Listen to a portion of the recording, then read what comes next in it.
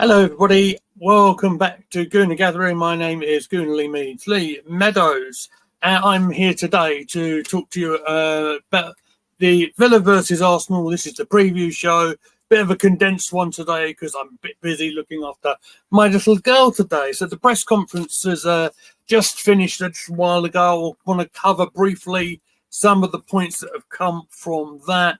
Of course, there's speculation on some of the players incoming and outgoing. So we'll get into it.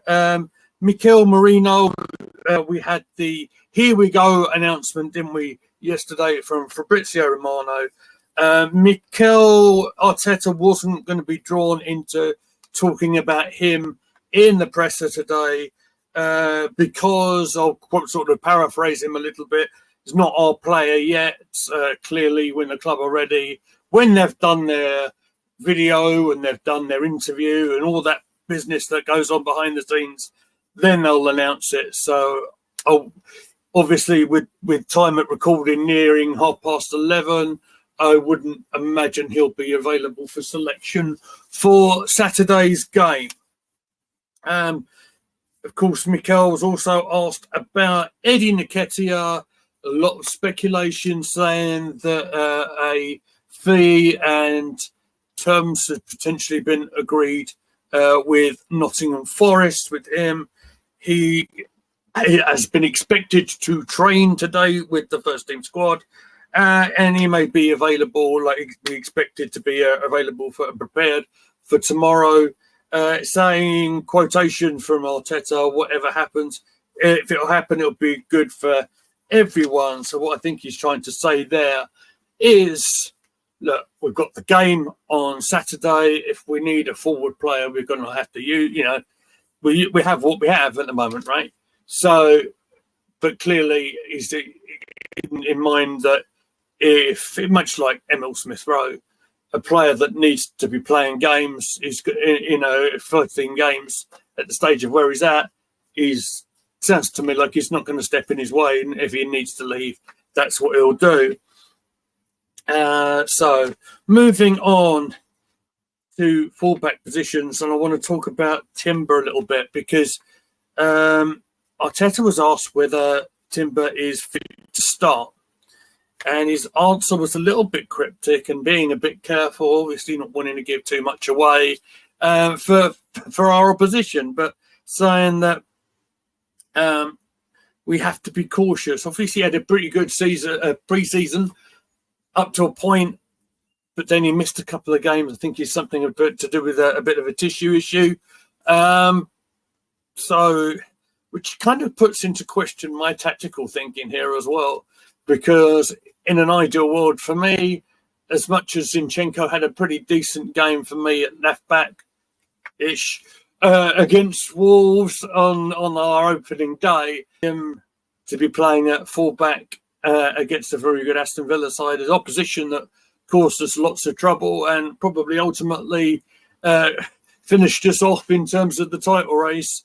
Of course, they'd done the double over us, and I remember doing the live game last season at the Emirates when they turned us over and killed us, basically. So whether you want Zinchenko playing there or not is probably debatable. So if Arteta's saying that Timber's not ready, I wonder if we may see a debut for Calafiori. That may happen. We shall see. He did give Zinny plenty of praise, by the way, for his performance and how he adapts to his, I don't know, hybrid role. I wouldn't want to call it, I guess. But again, when you're a top team like Aston Villa, you want to be a little bit cautious, I would imagine. Now, talking about potential movement, I guess ins and outs for the transfer window. Mikel's not ruling out anything. He's saying that anything can happen. You have to be ready and prepared. So that's quite a generic kind of answer, but I understand why he said it. He's got to answer the questions that are given to him. But, I mean, Mikel will know. He will know, particularly if players like Ramsdale, who I understand a bid came in yesterday to take him on loan, to Southampton. If a certain player leaves, you're going to have to replace that player. It's the same with Nketiah. If he leaves an open space for an attacking player.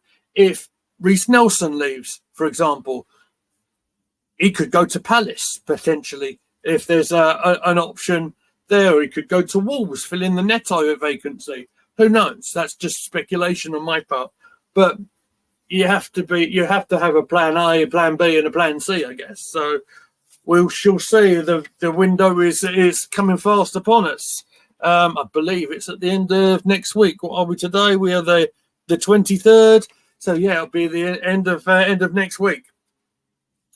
Mikel was also asked, obviously, the speculation about contract talks going to go ahead. He said that will be all dealt with after the transfer window. That is not a priority at the moment. Now, this one's going to cause a little bit of a debate, and journalists in the press conference are obviously putting two and two together here, because I'm going to talk briefly about Raheem Sterling and his unfortunate situation over at Chelsea, clearly being frozen out. He's clearly had his shirt number ripped off his back and taken to Pedro Neto.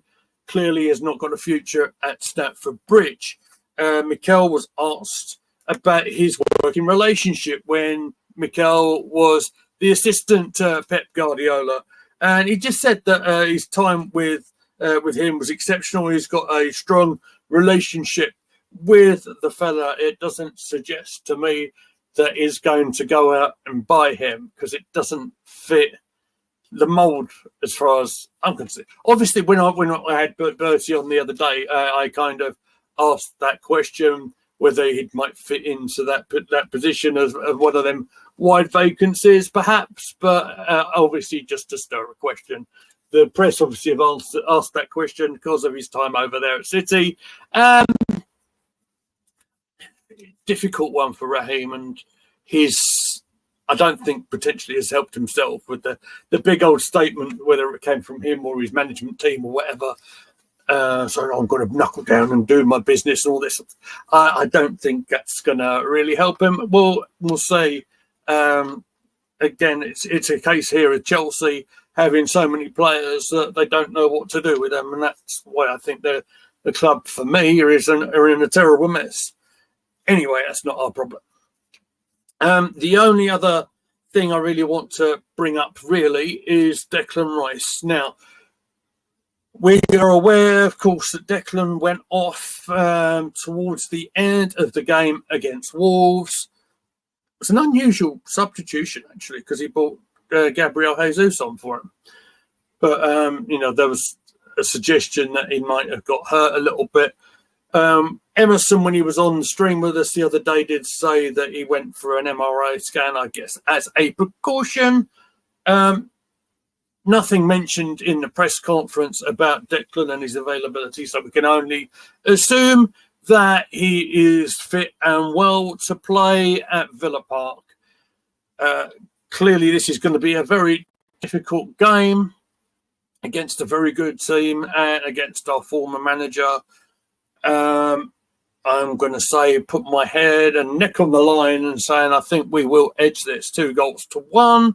I expect a very, very difficult game, but I'm looking forward to it, and we will be live, myself and Bertie, doing our first chat along of the proper season. So that's something to look forward to tomorrow. We're going to be on air about 10 minutes before the kickoff, so we can get all the news and stuff in before that. That is just about it from me today, because I'm going to have my hands full being a daddy as I am. So if anything does break in the news front during the rest of the day, one of the team, most likely Bertie, if he can drag himself away from the cricket for a minute, or someone else in the team, will be on the channel bringing that to you as soon as we can. But that's just about it for me for today. I am going to say, if you've got this far on the video, please make sure you have hit that like button for me, subscribe to the channel. You can find me at Goonerly Meads on Twitter or X. You can find us all at Gooner Gathering. And I am out of here for today.